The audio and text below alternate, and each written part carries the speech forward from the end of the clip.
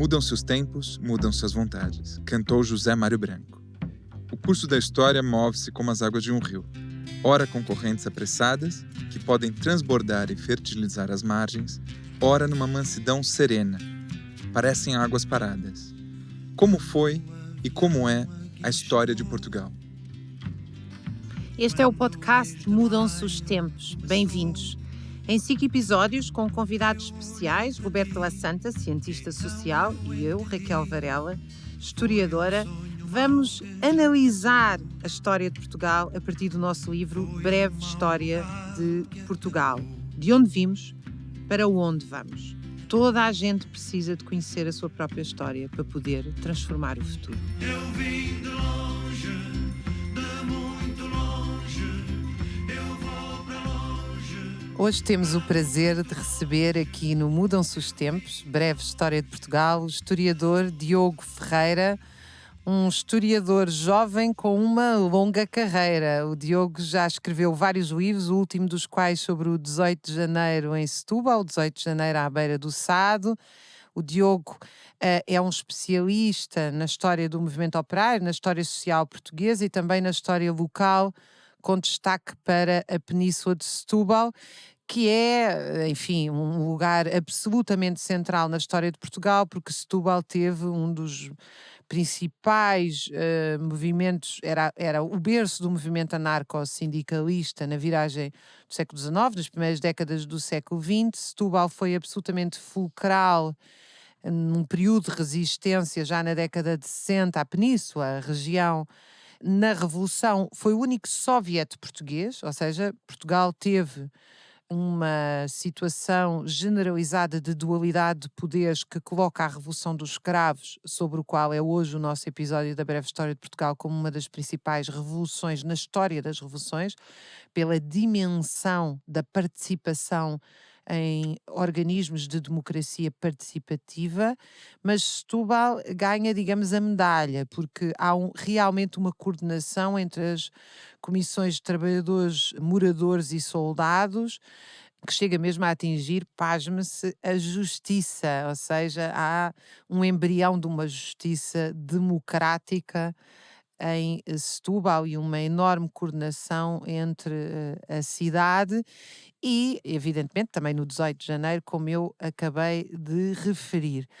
Diogo, como é que se sente, quer dizer, quando olha para a história de Portugal e tantos falam em brandos costumes, coisa que evidentemente nós questionámos no livro e foi fácil de questionar, ou seja, foi fácil de demonstrar, porque Portugal é um dos países com mais guerras civis, revoltas, mobilizações populares, greves nos últimos 200 anos, mas Setúbal é um coração particular deste movimento dos trabalhadores, muitos dos quais, é preciso dizê-lo, construíram as suas próprias escolas, os seus próprios organismos de democracia, de cultura, teatros. Quer dizer, o coração do movimento dos trabalhadores não foi só essencial a assegurar direitos, liberdades e garantias, como uma vastidão de acesso à cultura. Como é que olha isso a partir de Setúbal? Antes de mais, bom dia, agradecer o convite que muito me honra.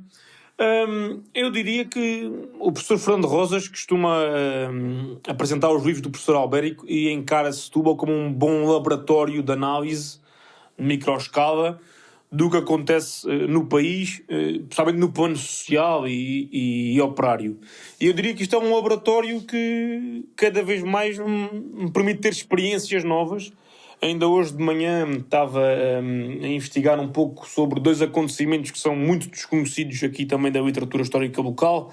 A morte de um pescador em 1890, quando há um confronto entre a Guarda e os operários em greve, e também com os pescadores em greve.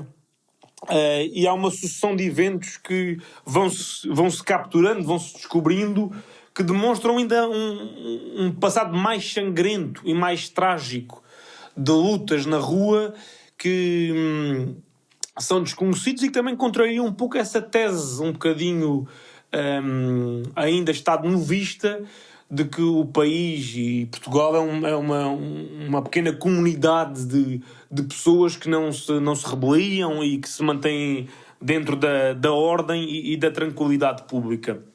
Eu diria que Setúbal tem uma herança histórica muito grande, que infelizmente nos dias de hoje não me parece que seja tão vincada nem tão consciente da parte das pessoas que aqui nasceram ou que aqui vivem. Eu tenho feito um conjunto de visitas guiadas agora nesta fase das comemorações dos 50 anos de Abril, sobre 25 pontos que me parecem importantes de enaltecer: episódios, pessoas, habitações, escolas operárias. E há uma plena surpresa sobre esta realidade de Setúbal de há 70, 90, 100 anos, que parece ter sido um bocadinho apagada da memória, talvez também pelo fruto dos vivos da escola e também por algum desinteresse e também algum desconhecimento também da própria parte dos museus municipais. Mas parece-me realmente impressionante que quanto mais vou investigando sobre esta Setúbal operária do final do século XIX até aos anos 30, 40, isto é uma cidade em permanente convulsão social, em permanente solidariedade coletiva, de capacidade de resistência impressionante, de uma percepção de autossacrifício que me parece também de enaltecer, não sei se é um bocado romanceado da minha parte, mas parece que há uma sensação daquelas pessoas que aqui moravam de que olhavam o outro como parte integrante de si mesmos. Ou seja, se um setor entrava em paralisação laboral, um conjunto vasto de outros setores, mesmo que não estivessem diretamente associados àquilo, iam para esse movimento grevista também, porque percebiam também que aquela luta era a sua luta. Diogo, mas isso acontece muito no início do século XX, pela força das organizações socialistas e anarquistas que organizavam essa solidariedade, não é? Quer dizer, havia um conjunto, digamos, de jornais, de intelectuais e de partidos que promoviam e organizavam essa solidariedade. Sim, não é todo espontâneo, isso é evidente. Estamos a falar em Setúbal, o primeiro sindicato é fundado em maio de 1891, é a Associação de Classe dos Soldadores de Setúbal, que era uma espécie de elite operária com um know-how técnico muito especializado, tinham ferramentas próprias, ganhavam muito mais que a esmagadora maioria dos trabalhadores do setor das conservas de peixe.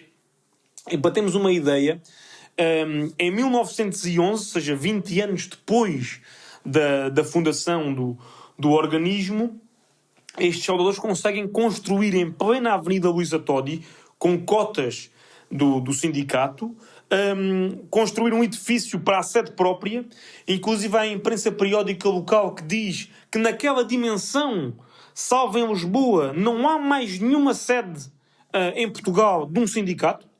Este sindicato desapareceu, pois claro, em 33 com o Estatuto do Trabalho Nacional, mas o edifício ainda hoje existe, é um marco arquitetónico da Avenida Luísa Todi. E para termos ainda mais noção da importância histórica daquele edifício, é que aquele edifício é projetado por um dos maiores arquitetos portugueses da época, o Arnaldo Adães Bermudes, que era professor de Belas Artes em Lisboa, e demonstra efetivamente essa capacidade de pôr em pé um edifício onde, inclusive, dentro das instalações, vão funcionar aulas informais para trabalhadores, mas cria-se uma escola também paga, professoras primárias pagas com as cotas dos soldadores, para ministrarem aulas aos filhos e às filhas dentro daquele edifício. E pegando um pouco no que a professora estava a referir, também me parece muito importante, é um inúmero conjunto de periódicos locais de diferentes quadrantes político-partidários ou ideológicos. Em Setúbal vai existir um jornal durante quase 10 anos, que é o Germinal, de cariz anarco-sindicalista, um advogado que era o Martins dos Santos, juntamente com um barbeiro que era... que se situava também na Avenida Luísa Todi, ao pé do Hotel Esperança, um espaço, uma barbearia de 50 anos, que também tinha uma escola liberal, onde havia também leitura informal de jornais para quem ali frequentava o espaço. Era também quase um centro informal dos anarquistas de Setúbal. Depois também o Trabalho, um jornal do Partido Socialista Português, ligado também a um grande socialista que era o Manuel Luís Figueiredo, também ligado com muitos contactos no Porto. E finalmente, também associado a este quadrante mais de esquerda revolucionária, temos um conjunto de outras associações de classe, a esmagadora maioria sempre associadas ao anarcossindicalismo, ao sindicalismo revolucionário, não tanto ao Partido Socialista. A Associação de Classe dos Trabalhadores do Mar de Setúbal, igualmente em 1913, vai também conseguir inaugurar uma sede própria, um edifício ainda maior. Vai ter cerca de 1.500 associados em 1915, cria cooperativas de pesca, ou seja, dentro do organismo há um conjunto de associados que decide, bom, nós não queremos ter patrões, vamos, através dos nossos próprios esforços, conseguir adquirir galeões, buques, etc., para irmos para a pesca, e dividimos os esforços e os lucros daí provenientes. E também este edifício vai ser a raiz também de uma importante escola de pescadores, que marca gerações de setubalenses. Agora, infelizmente, e a história assim também o conta, estes dois edifícios que marcam indelevelmente a cidade, e ainda hoje, este último hoje foi a Casa dos Pescadores, portanto, hoje é da Segurança Social, mas foi um edifício completamente adulterado pelo Estado Novo.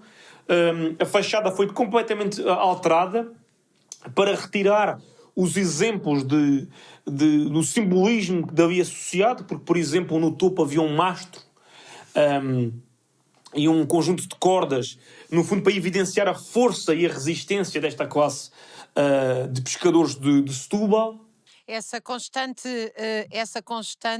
disputa do espaço público, que é também uma forma, digamos assim, de impedir o conhece-te a ti próprio. Eu vou trazer aqui à nossa, portanto, o conhece-te a ti próprio. Estamos evidentemente a falar da nossa história, da nossa consciência de classe, do nosso passado e portanto, evidentemente, das possibilidades de transformar o futuro. Aliás, nós começamos o nosso livro Breve História de Portugal com uma história maravilhosa, verdadeira, do neurologista Oliver Sacks, em que ele cita os seus pacientes que perderam a memória e por isso tinham que estar internados, não sabiam quem eram, seja os pacientes que tinham uma memória longínqua ou uma memória curta, ambos estavam, digamos, perdidos. Diogo, eu antes de passar a palavra ao Roberto, tenho que lhe pedir que me trate por Raquel, porque nós somos colegas. O Diogo é historiador. Se não passamos também a referi-lo como professor Diogo. Não, de todo, nem sou. Roberto. Olha, é um gosto estar aqui com o Diogo, não vou chamá-lo de professor Diogo. E agora, talvez o que propunha era não uma inversão de marcha, mas uma passagem de nível, né? A todo momento, o Diogo estava referindo Setúbal, uma espécie de relação da parte com o todo. Vamos passar ao todo e falar sobre o processo revolucionário em curso, né? Uma das questões que a gente tenta esmiuçar no livro, obviamente não é um livro sobre teoria da história, mas nos valemos da teoria da história e da teoria social em geral, da qual a teoria da história faz parte, que é a relação, ou seja, tentar pensar o que é isso que nós chamamos história contemporânea, não só como uma chancela temporal, não, uma espécie de cápsula do tempo, muito bem apartada do restante das diferentes histórias na sua periodização clássica, mas tentar pensar um critério, né, a partir do qual determinar de forma não só arbitrária, como muitas vezes o que acontece nas divisões acadêmicas, né, dos objetos de estudo, mas também algum cânone mais interpretativo sobre o que é isso da história do tempo presente. E chegamos um pouco a uma definição, uma determinação que nos parece muito, não só útil, mas feliz, né? A história contemporânea como aquele momento da história da humanidade em que se alarga o chamado espectro da autodeterminação social, né? O próprio conceito de história, né, como dos povos fazedores de história, cada vez mais, né, recrudescido, aumentado, dignificado, e de alguma forma determinante desses processos políticos e sociais. Ou seja, falar aqui sobre a revolução é falar sobre um ato de autodeterminação, né? Num primeiro momento, um grande não, né? Dizer não à guerra colonial, um duplo não, né? Um não à guerra colonial lá fora, um não à ditadura fascista cá dentro, né? Para poder dar lugar a sucessivos sims, né? E queria conversar convosco, ouvir um pouco o Diogo e a Raquel, ou a professora Raquel e o professor Diogo, a falar um pouco sobre o que seria a prefiguração política desses atos. Ou seja, é verdade que 3 milhões de pessoas saíram das suas vidas privadas e atomizadas e parcelizadas e se integraram num todo, né, que muitas vezes nos elevou à altura da história mundial durante esses 19 meses, mas também, a partir de construir o aqui e agora, durante esses 19 meses em subversão, em revolução, também, de alguma forma, estabeleceram uma espécie de insight dialético, de uma intuição primordial sobre como deveria ser vivida a vida, como deveria ser trabalhado o trabalho. O que vocês têm a me dizer sobre isso?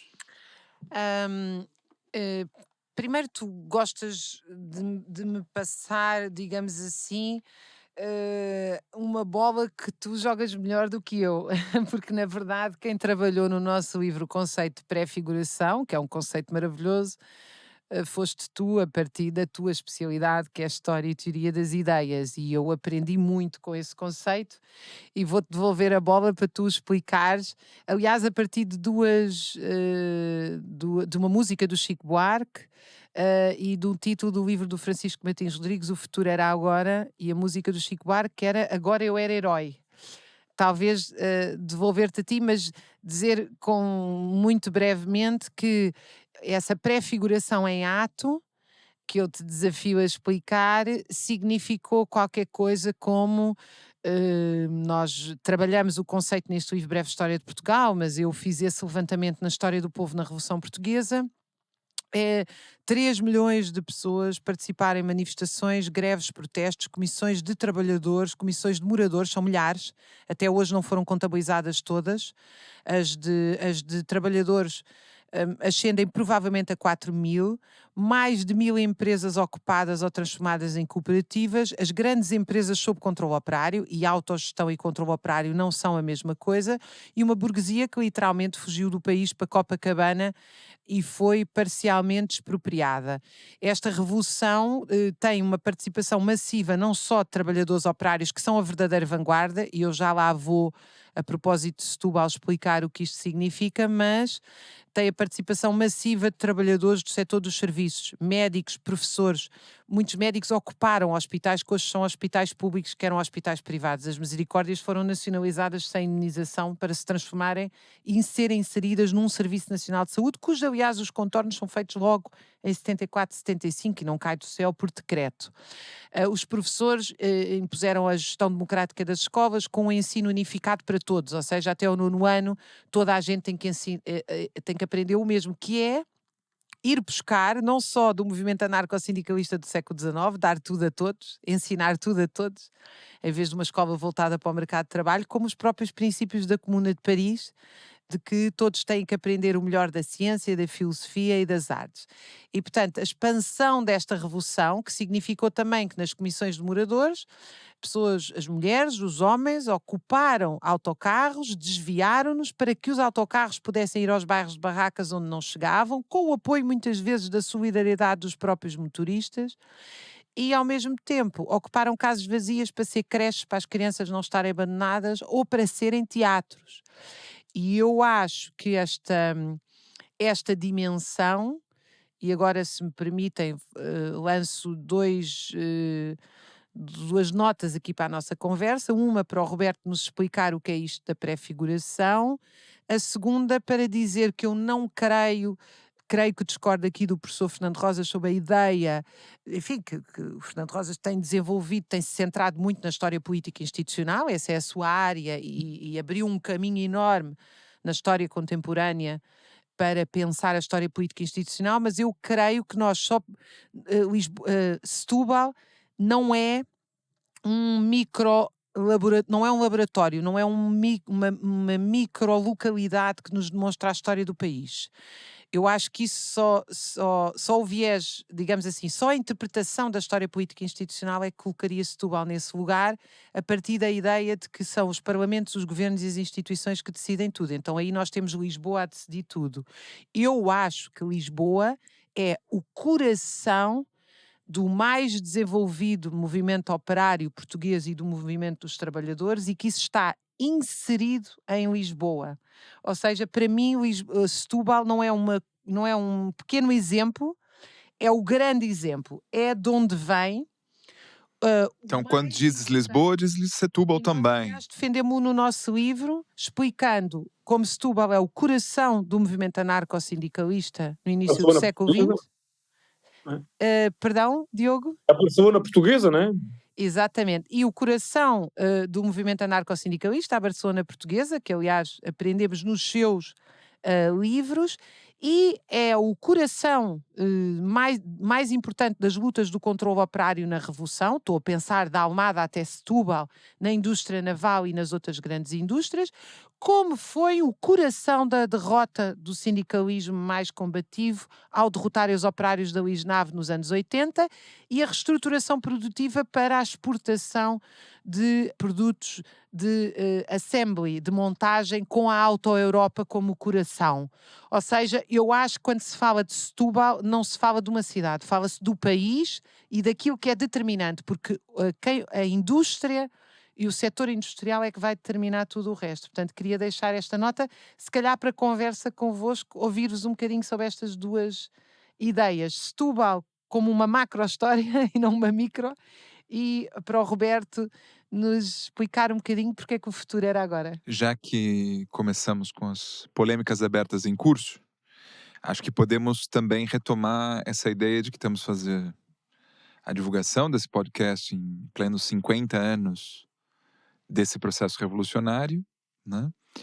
E, mais uma vez, em controvérsia, né? Estamos em polêmica com as teses dominantes, não só da historiografia, mas também do discurso oficial do próprio Estado português, né? Pelo menos quer nos parecer assim, e explico por quê, né? No mais das vezes, quando se fala da memória e do apagamento da memória, poucas vezes se refere o que acontece em termos de propaganda oficial sobre efemérides, né? No caso, ou seja, a ideia de que se oculta quando não se mostra, né? Às vezes deixar a face mais pública e a luz do dia também é uma forma bastante sofisticada de ocultação.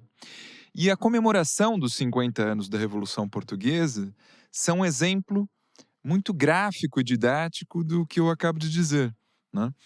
Me parece que nas diferentes iniciativas do Estado, vamos lembrar que as comemorações não são só as comemorações oficiais do Estado sobre o 25 de abril, né? Há toda uma comunidade alargada para além dos aparelhos de Estado, do poder público, que tomaram para si também a iniciativa de lembrar aquilo que não deve ser esquecido, né?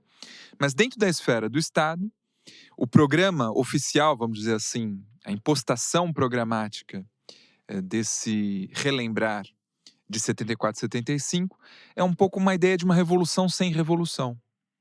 Ou, se vocês quiserem, uma transição sem transição, né?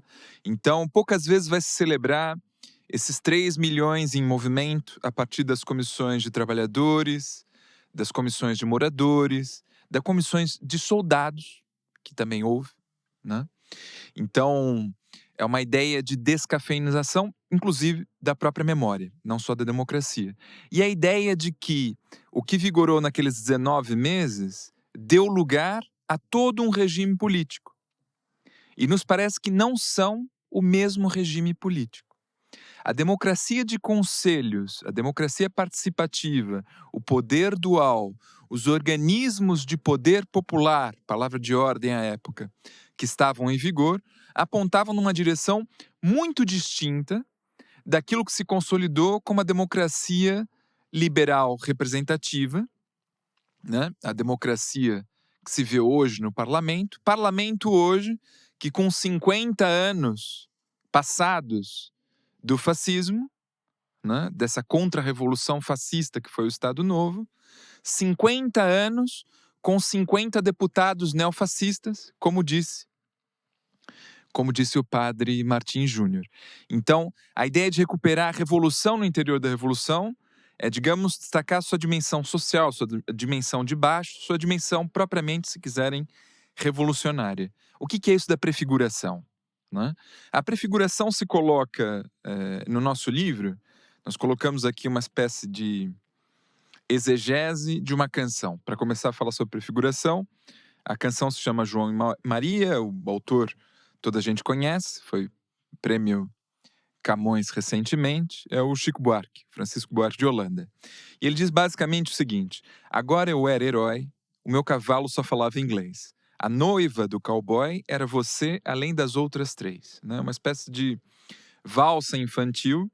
Quem conhece a canção sabe que é uma balada bastante suave, que coloca um tempo verbal, uma flexão verbal um pouco estranha aos ouvidos, digamos assim, menos poéticos. Né?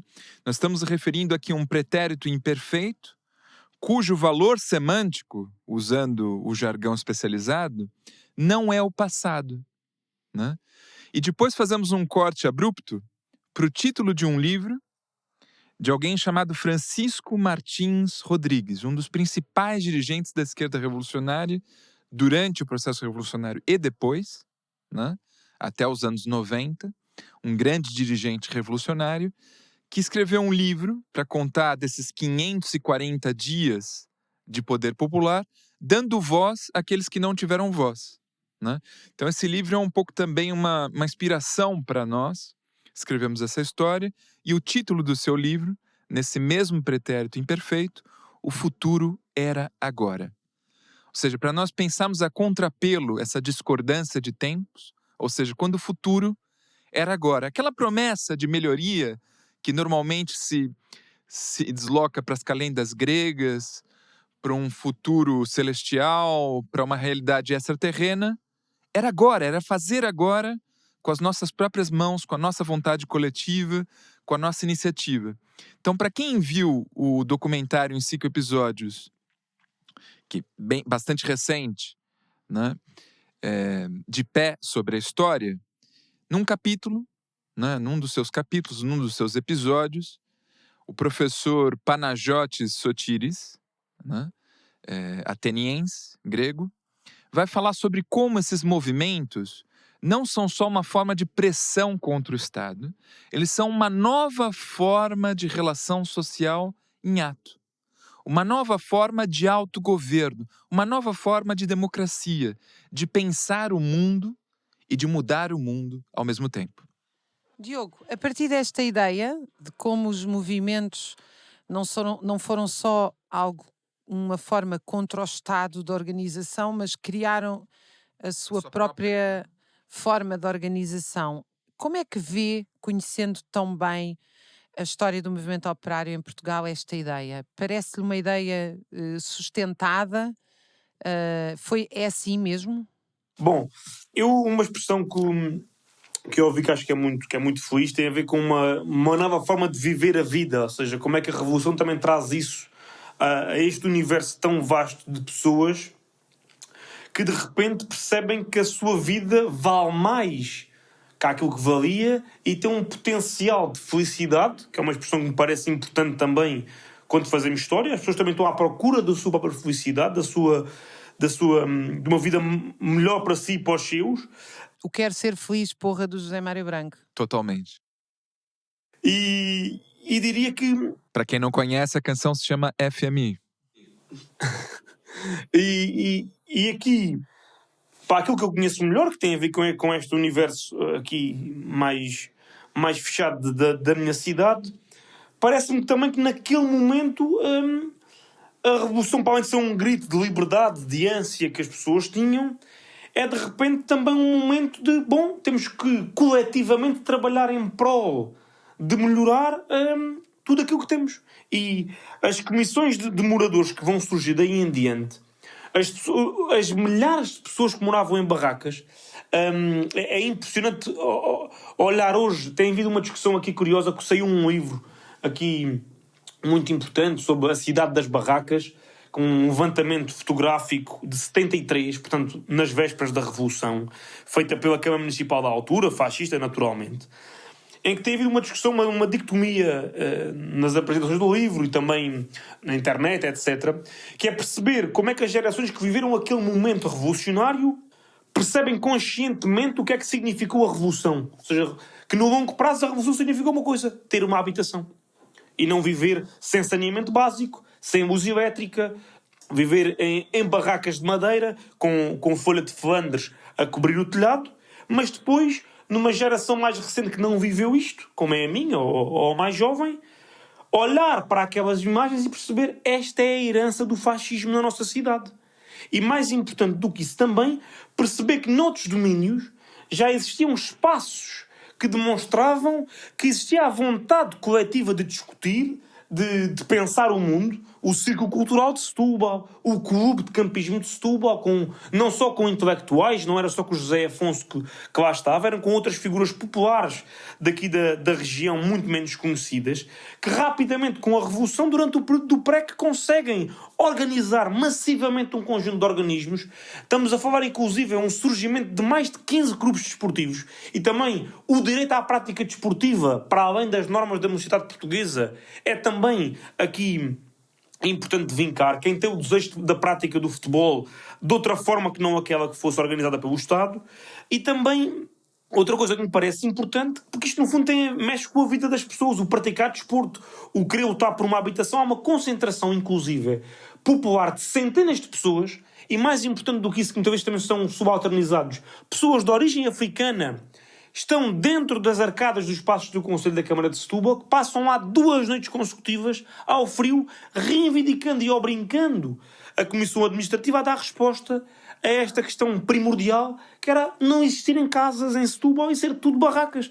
Mesmo aqui na zona onde meus pais moram, aqui à volta era tudo barracas. A minha mãe, inclusive, morou numa casa muito perto de uma barraca, porque fazia as necessidades básicas dela quando era criança, literalmente para dentro de uma... Não-me escapar a palavra, daqueles alguidares antigos. Portanto, estamos a falar da minha mãe, que tem 65 anos, quer dizer, isto foi ontem. E eu diria que esta expressão que foi aqui utilizada parece muito, muito importante de frisar, que é uma nova forma de viver a vida. De viver a vida também praticando desporto, na habitação, no próprio trabalho, porque Setúbal também vive momentos de ocupação. Por exemplo, até de fazer notícias. O principal periódico local, que é o Setubalense, é ocupado e fica em autogestão por parte dos trabalhadores que ali exerciam funções. E mais importante do que isso é a capacidade desta revolução galvanizar uma vastidão incomensurável de pessoas, que só as imagens é que conseguem transmitir isso. Por exemplo, no 7 de março de 75, há um contracomício, por assim dizer, do PPD que decorreu no Clube Naval, em que a população se quer manifestar contra esse comício do PPD, e estamos a falar de ruas absolutamente cheias de pessoas. Daí, infelizmente, vai resultar um assassinato de um jovem que vinha do cinema, e nos dias seguintes uma mobilização completa da cidade nas ruas. Portanto, eu acho que esta questão de uma nova forma de viver a vida é algo que a Revolução traz, tão importante, que ultrapassa exclusivamente o conceito político de poder votar. É também tudo o resto, tudo aquilo que envolve as pessoas, e também mesmo aquelas que não são tão politizadas. Ou seja, perceber que a vida delas vale mais e que para isso, coletivamente, conseguiam optar por chegarem a conclusões e discutirem em plenários coletivos, que há fotografias disso que são absolutamente impressionantes e que me parece que hoje estão completamente apagadas da memória. E uma nota final relativamente às comemorações oficiais e não oficiais dos 50 anos de Abril. Neste caso, aqui em Setúbal, a CDU tem como figura central o José Afonso, e tem havido um conjunto de práticas fora daquilo da praxis mais politizada, muito a nível de teatro e de cultura, muito, muito interessantes, mas também informalmente organizações têm procurado publicar livros, organizar palestras dedicadas a evocar este momento e a discuti-lo. Mais importante do que isso, até brevemente vem agora mais um conjunto de estudos cá a Setúbal discutir efetivamente o que é que foi a revolução cá em Setúbal, e portanto parece-me que ficava com esta ideia de, e espero ter ido ao encontro daquilo que me estavam a sugerir, que é como é que o 25 de Abril e este período do PREC todo representa a capacidade das pessoas conseguirem olhar para dentro delas próprias e perceberem, bom, eu valho mais do que isto. E com essa frase absolutamente maravilhosa, vamos nos despedir não do nosso podcast Mudam-se os Tempos, Breve História de Portugal, mas do Diogo, porque ele tem um compromisso muito importante que envolve a família, e agradecer-lhe imenso, porque o Diogo não só é um historiador e um investigador muito rigoroso, como se engajou na história social de que nós estamos tão, enfim, sedentos para conseguir ter uma visão mais total da realidade portuguesa, como ainda por cima o Diogo é um professor, é um pedagogo. Eu sei que ele não é professor no sentido formal do tempo, mas como todos puderam ouvir, é um professor no sentido de ensinar-nos e, enfim, que todos os professores tivessem esta capacidade de nos ensinar e de condensar tanto saber em tão pouco tempo de forma tão clara. Muito obrigada, Diogo, por E ter nos ensina participado. Obrigado, tanto, eu- como ficou claro, é um intelectual público, não só de Setúbal e não só de Portugal, um intelectual público engajado com as lutas sociais do tempo presente, que tem uma voz pública muito importante. Muito obrigada, Diogo. E desculpa em ter que abandonar assim, né, não Não no final. abandona nada. Não trouxe-nos. abandonam, até logo.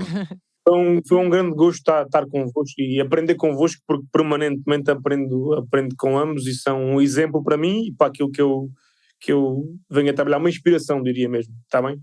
Muito obrigada, Diogo. Um grande abraço. Obrigadíssimo e até à vista. Já Até nos à vemos. vista. Nós voltamos aqui para o nosso 25 de Abril e a Revolução, o quarto episódio. Eu gostava de deixar algumas notas para os leitores que vão ler a nossa breve história de Portugal, ou que já leram. A ideia central foi colocar o 25 de Abril, colocar a Revolução dos Cravos não como uma revolução que começa no dia 25 de abril de 1974 com um golpe de Estado. Uma revolução não é um golpe de Estado. Na verdade, o MFA, que começa a formar-se no movimento de capitães, a oficialidade intermédia, que fez algo relativamente raro e impressionante na história, que é um golpe de Estado com um caráter progressista para pôr fim à guerra, o que implicava derrubar o regime de ditadura. Talvez algo só semelhante, houve algo semelhante e não análogo no Peru de Alvarado.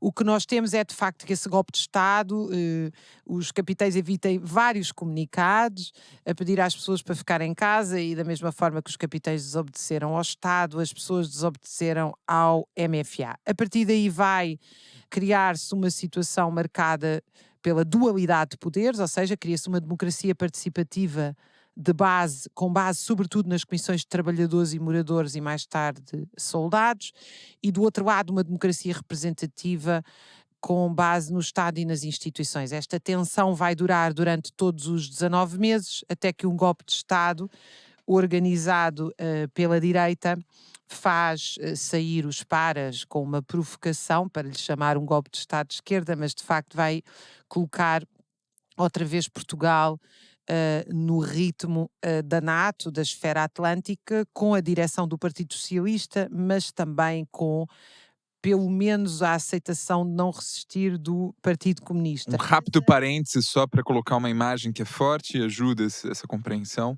que também foi veiculado no documentário que passou recentemente na RTP2, De Pé Sobre a História, que é o cerco à Assembleia da República. Me parece que ali, esse jogo de forças encenado de forma tão gráfica e autoevidente, é um pouco uma demonstração dessa dualidade de poderes. O poder que existia cá fora e o poder que de alguma forma foi cercado. O que te parece, Raquel? Bom, parece-me que o Partido Comunista, fiel à ordem de alta hipótese, nunca quis fazer uma revolução e sempre se opôs à força autónoma das organizações das comissões de trabalhadores.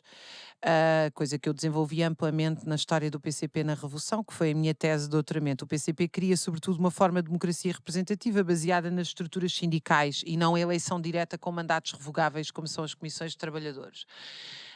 e sempre defendeu como reconstituição do Estado a famosa Aliança Povo-MFA, que era, no fundo, o poder dos trabalhadores está sobre o chapéu de chuva do MFA. Isso vai ser logo contestado com uma presença muito importante da extrema-esquerda, quer, enfim, do MRPP, da UDP e de outros partidos, mas a UDP vai ter um papel muito importante na direção dos operários da UISNAV, que se dirigem no dia 12 de fevereiro de 74 ao Ministério do Trabalho e dizem: não estamos com o MFA se o MFA não estiver connosco, não estamos com o governo se o governo não estiver connosco, não nos interessa se está o PC ou o PS no governo se o governo não está connosco. Esse grito de independência, ou seja, de uma política independente de classe, de uma política, de uma voz própria da classe trabalhadora, não existia de facto desde o início do século XX. E o cerco à Assembleia Constituinte é, de facto, uma coisa quase irreal na Europa do século XX. Ela é por isso é que eu digo que é uma revolução do século XXI, é evidentemente inspirada num autor fantástico chamado Paul Sweezy. Vai simbolizar isso. Lá dentro, os deputados eleitos, uma democracia representativa. Cá fora, a democracia direta em ação, com os operários da construção civil, 80 mil, muitos deles imigrantes, pobres, uma grande parte deles analfabeto, a dizer: nós estamos aqui a dizer o que queremos das nossas vidas. As nossas vidas incluem proteção no emprego como direito à vida e qualidade de condições de trabalho. Aos gritos de o povo está aqui. O povo está aqui, fora do Parlamento. O povo está aqui. Daí que seja, enfim, completamente impensável não olhar esta manifestação, que tem um caráter profundamente democrático. Ela não é mais do que a tensão entre duas formas de democracia. Eu não me queria, porém, perder dizendo que a Revolução Portuguesa começa, de facto, nas revoluções anticoloniais, e o caráter central das revoluções anticoloniais é a resistência dos trabalhadores forçados. Não é na prisão do MPLA, não é no massacre da UPA, é, quanto a nós, inspirados muito na obra da Dalila Cabrita Mateus e nesta questão da centralidade do trabalho, que nos faz pensar a história de cabeça para baixo, é na greve dos trabalhadores forçados da Cotonang em dezembro de 1960. Porquê é que nós falamos de revoluções anticoloniais e não de guerra colonial? Guerra colonial é o conceito do Estado português. Revoluções anticoloniais é o conceito dos movimentos da libertação apoiados nos trabalhadores forçados. Não é apenas luta armada, mas é uma luta armada enraizada na população, é isso que lhe dá o caráter revolucionário. Mas tudo isto inserido numa grande onda de revolução global, que é, aliás, parte do teu estudo, Roberto, sobre o Perry Anderson e a nova esquerda, ou seja, conta-nos agora tu um bocadinho de que forma é que, como nós, quando nós falamos da Revolução Portuguesa, não falamos só da Revolução Portuguesa. Sim, é importante referir, essa passagem toda, para quem tiver curioso lá em casa, nós temos um volume, foi editado pela editora Humus, que se chama justamente O 25 de Abril Começou em África. Né? Um dos materiais mais importantes do livro é a tradução que fizemos, a primeira tradução em Portugal, de um ensaio do Perry Anderson, que se chama Portugal e o Fim do Ultracolonialismo, né? Que é um ensaio em 3 partes que foi editado inicialmente na revista New Left Review. Então, a ideia da nova esquerda e a ideia de uma vaga revolucionária internacional, da qual Portugal faz parte, né? Então, seguindo aí, na verdade, a interpretação de muitos desses autores da nova esquerda, de forma geral, mas também os autores que publicaram na New Left Review, inclusive publicaram extensamente sobre Portugal, né? Porque Portugal era o centro vivo dos acontecimentos, era um evento de importância histórico mundial que teve os olhos postos de toda a esquerda global, né? Então, a ideia de que existe uma vaga internacional revolucionária, e normalmente os processos revolucionários se inserem em vagas internacionais. Por exemplo, nós falamos sobre a Revolução Russa, mas na verdade, mais bem valia falar sobre a Revolução Europeia, porque a Revolução Russa veio para e passo com a Revolução Alemã, a Revolução Austro-Húngara e a Revolução Italiana, né? Na verdade, houve conselhos de trabalhadores nesses 4 estados, né? Para além da Rússia, no Império Austro-Húngaro, na Itália, na Península Itálica, e também na Alemanha, né? Bom, a ideia de que 74 e 75 faz parte de uma vaga que começa em 1967, atravessa o maio de 1968. O maio de 1968, todo ele é internacional. A maio de 68, no México, no Japão, em toda a América Latina, ou seja, os movimentos de revolução anticolonial são parte dessa vaga. Então podemos falar de uma vaga ampliada que vai de 1967 até 1975, que sacode com certeza todo o continente europeu, mas não só. Então, nesse sentido, 25 de abril começou em África, é dizer sobre o chamado movimento social como um todo, né? A luta contra a guerra colonial e a luta contra a ditadura fascista era uma só, e aí devemos render homenagem e lembrar o pensamento político de alguém muito importante, talvez, ouso dizer, o dirigente revolucionário de língua portuguesa mais importante de todos os tempos, Amílcar Cabral. Amílcar Cabral tinha uma concepção da revolução anticolonial como parte de uma revolução mundial. E essa concepção é que o levava Muito longe das interpretações identitárias que hoje fazem do muito, seu pensamento muito e da sua longe política. e também muito superior às chamadas políticas de identidade. Porque era alguém que pensava realmente no todo, né, no movimento social como um todo. Por isso, a ideia da solidariedade internacional dos povos africanos em luta com a classe trabalhadora portuguesa, né? Por isso, Amílcar Cabral nunca declarou como inimigo seu, né, essa entidade, a classe trabalhadora portuguesa. Estava em luta contra um Estado imperial colonial. Isso sim. Mas isso não implicava virar as costas à classe trabalhadora, ao povo português, aos setores oprimidos e combatentes que também cá estavam, né? Acho que isso é uma ideia muito importante. Devolvo agora uma pergunta, porque nós estamos a falar a todo momento sobre uma revolução. Raquel, o que é uma revolução, afinal? Uma revolução é, enfim, nós seguimos aqui talvez a mais sofisticada teoria que inspira os estudiosos da Revolução no mundo inteiro, é a de Leon Trotsky na história da Revolução Russa. É esta ideia que uma revolução implica uma ruptura ao nível das classes dominantes, ou seja, a burguesia não consegue governar como governava.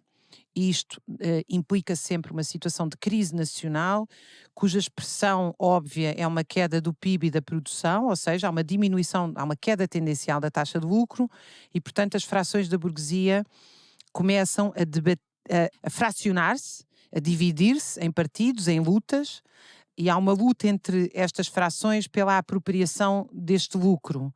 Essa luta enfraquece a própria burguesia, ou seja, o Estado, que é um instrumento de arbitragem destas frações, já não as consegue arbitrar. E aí começam a surgir muitos partidos, no limite até pode surgir mesmo uma situação de guerra aberta. Essa situação é, evidentemente que Trotsky vai buscar inspiração às teorias de crise desenvolvidas por Marx já a partir da crise de 1857, portanto os de cima estão enfraquecidos. A ideia de que crise é um momento de oportunidade para a classe trabalhadora. A segunda dimensão da revolução não chega a haver uma crise da burguesia, é preciso que as classes trabalhadoras entrem em cena, ou seja, as massas começam a fazer parte da história, querem ser atores diretos da história, não são mais alvo daquilo que o Estado manda e diz, mas querem ter a sua própria voz. Os de baixo já não querem ser governados como eram. E isto significa uma alteração, porque a política passa a fazer parte da vida das pessoas. As pessoas passam a exercer a política, a ter uma voz, a participar.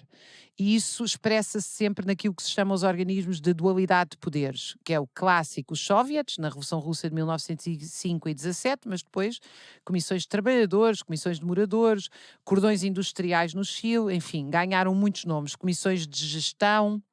No fundo, a burguesia não consegue através do Estado e o Estado não consegue fazer valer a lei da burguesia sem ter uma oposição que impõe outra lei. E cria-se esta situação, dois poderes. Não ganha um, não ganha outro. Na situação revolucionária não há a vitória de um dos setores. Há uma situação de dois poderes em jogo. E, normalmente, uma terceira questão, que é absolutamente fundamental, pelo menos na teoria desenvolvida pelo Trotsky, que é das classes médias sentem uma atração pelas ideias das classes trabalhadoras e, portanto, as classes médias, onde fundamentalmente se vão recrutar os intelectuais, sentem uma atração pelas ideias das classes trabalhadoras. Trotsky vai juntar na década de 30 num texto a existência ou não de um partido revolucionário. É um debate que está a ser feito, um debate em aberto na teoria revolucionária e evidentemente também inclui toda a sua teoria da revolução permanente, que não é estar permanentemente em revolução, mas é a ideia de que uma revolução democrática, quando os setores trabalhadores lutam pelas ideias democráticas, eles são trabalhadores e rapidamente passam a lutar também rapidamente a revolução adquire um caráter de social e socialista, porque são os trabalhadores que estão em marcha e que querem não só votar para as eleições, mas reduzir o horário de trabalho. Querem não só direitos, liberdades e garantias, mas democracia substancial. Querem não só o direito de reunião formal, mas o direito a poder ter um teatro no bairro. E é a revolução total. Essa revolução é uma ideia de revolução total que modifica o modo de vida e que tem um caráter necessariamente internacional, como tem, aliás, todas as revoluções. E essa era a minha nota, era dizer que todo o nosso livro é baseado numa ideia que, para os nossos leitores saberem, foste tu que no nosso diálogo destes muitos anos entre um cientista social e uma historiadora trouxeste, que é a ideia ibérica.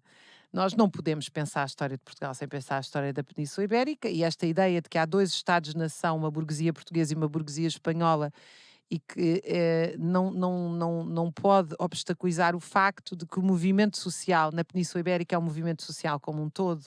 Não se pode pensar o movimento anarco-sindicalista sem pensar Espanha, não se pode pensar a Revolução Espanhola sem pensar o levantamento da Marinha Grande, e não se pode pensar a Revolução Portuguesa sem pensar que imediatamente começa a haver uma crise na direção do franquismo com medo da Revolução Portuguesa, cai a ditadura dos coronéis na Grécia e esta doutrina de transição vai ser aplicada na década de 80. Nós procuramos explicar isso no livro. Então, uma história global e interconectada. Vou só repetir esses 3 pontos da ideia de revolução permanente, porque são muito importantes, e preparar a próxima questão que encaminha o final do nosso episódio. Basicamente, nos termos que a Raquel colocou, e basicamente a partir dos textos de Leon Trotsky, a ideia de que uma revolução política transcresce. A ideia de transcrescimento é muito importante para o pensamento dialético. Uma revolução política que se transcresce como revolução social, né? Então, um primeiro ponto. Um segundo ponto, uma revolução nacional que se internacionaliza, né? Um processo internacional de revolução, que no caso português, apesar de muito solitário, teve aí reverberações na Península Ibérica de início, na Grécia, nas ditaduras militares latino-americanas, e teve, digamos, correu-se o risco, por assim dizer, né, sem lidar com contrafactuais, que não é o nosso foco, mas de que esse processo também se internacionalizasse. E o terceiro ponto é que não se trata só do assim chamado assalto aos céus, né? Ou só a mudança no palácio de governo, né? A ideia de transformação social é coextensiva a todas as esferas da vida, ou seja, a revolução é permanente também porque é uma revolução, vamos chamar assim, de todas as relações sociais. O modo de vida, a cultura, a relação entre os sexos, entre infantes e adultos, ou seja, todas as formas de relação social são, de alguma forma, revolucionadas, e não se encontra um ponto de equilíbrio, por isso a ideia de uma revolução em permanência, né? Que é uma espécie de ideia, é um sistema, vou dizer uma ideia muito difícil, mas enfim, é uma forma de verbalizar, é um sistema topológico de centro móvel. Há uma série de transformações que vão mudando de centro e todas elas, entre aspas, se desequilibram como numa espécie de efeito em cadeia, ou efeito dominó, em que uma esfera contamina a outra, em fertilizações recíprocas que não têm fim. A pergunta é, basicamente, parte do nosso livro foi uma tentativa de dar ferramentas, por isso a história pública, dar ferramentas às pessoas para pensarem a própria história. E uma das coisas muito difíceis de se fazer é o seguinte, é enxergar identidade onde supostamente há diferença, E o contrário também, distinção onde, alegadamente, há unidade. Então, nós dizemos que o 25 de abril é um pronunciamento militar. É um pronunciamento militar clássico. É um golpe de Estado para dar fim, por cabo, à guerra colonial, que desbarata um regime fascista, e isso é um golpe de Estado, isso é o pronunciamento militar. A partir daí, incessantemente, todos os anúncios radiofônicos à população são: fiquem em casa. A ordem do Estado, mesmo em decomposição, é: fiquem em casa. E aí começa a revolução. Quando se diz fiquem em casa, as pessoas desobedecem essas ordens, vão às ruas e aí sim começa uma revolução. Então, separar essas coisas é muito importante. A pergunta é: isso é o 25 de abril. O que é o 25 de novembro?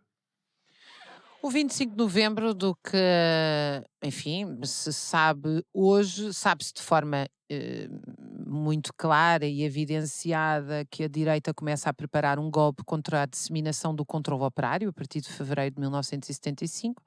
Portanto, é aquele momento, no verão quente há uma crise revolucionária. Ou os trabalhadores tomam o poder, ou a burguesia consegue reconstruir o aparelho de Estado e manter-se hegemónica no poder. Ou seja, essa tensão da dualidade de poderes não consegue durar ad eterno. Há um momento em que um ou outro avançam. E a direita começa a avançar a partir de 75, portanto, Soares transforma em força social a sua força eleitoral, tinha sido maioritário nas eleições para a Assembleia Constituinte em fevereiro de 75.